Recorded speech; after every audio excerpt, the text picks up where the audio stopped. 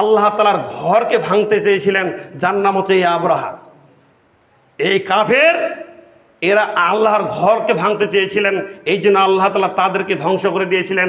কিন্তু বর্তমান সমাজে এক শ্রেণীর মানুষ ওই আব্রাহার উত্তরসূরি, ওই ইসরায়েলের উত্তরসূরি বাংলাদেশেও কিছু রয়েছে। এই জন্য আমরা দেখতে পাচ্ছি বিভিন্ন জায়গায় মসজিদ ভাঙা হচ্ছে কিনা।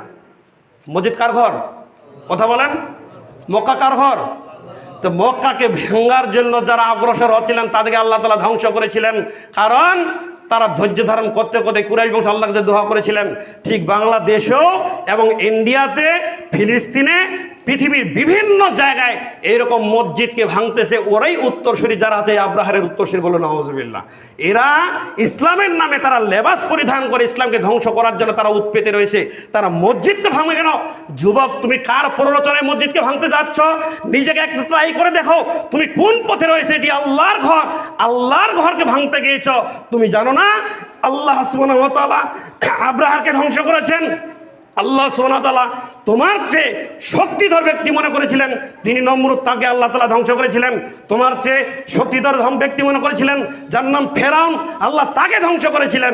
ঠিক তুমি যাদেরকে ধ্বংস করছো, সালাফি মসজিদকে তুমি ভেঙে দিচ্ছ, তোমার অন্তরে একটু দয়া হয় না? তোমার অন্তরে একটু কম্পন সৃষ্টি হয় না? আমি তো মনে করি একজন ব্যক্তি যদি নিজেকে মুসলিম দাবি করে একদিনও যদি সালাত আদায় না করে থাকে, এরপরও সে কখনো সাহস পাবে না মসজিদের একটা ইটকে ভাঙতে। কীরকম হবে না? তাহলে তুমি যদি সালাত আদায় করো, তুমি যদি লেবাস ধারে তাদের কোন নামাজি হয়েছো, তুমি কোন পরিষ্কার ব্যক্তি হয়েছো যে তুমি মানুষকে প্ররোচনা দিচ্ছ একটা মসজিদকে ভেঙে ফেলার জন্য?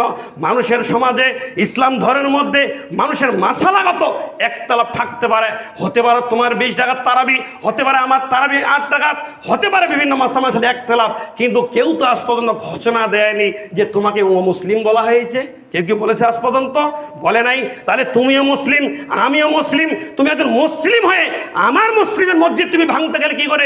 তোমার সাহস কি করে হয়? তোমার নেই, তোমার লজ্জা নেই, তোমার হিদায়াত জ্ঞান নেই। তোমার হিদায়াত জ্ঞান থাকা উচিত ছিল। তবে এটাই সত্য যে আল্লাহ তাআলা একদিন তোমাকে ধ্বংস করবেন, আল্লাহ তাআলা হক প্রতিষ্ঠিত করবেন। আজ হোক আর কাল হোক, যেদিন অন্তত ইমাম মাহাদি আসবেন সেদিন ঠিকই একদিন হক প্রতিষ্ঠিত হবেন ইনশাআল্লাহ। বলছিলাম আজকে দেখুন দক্ষিণ এশিয়া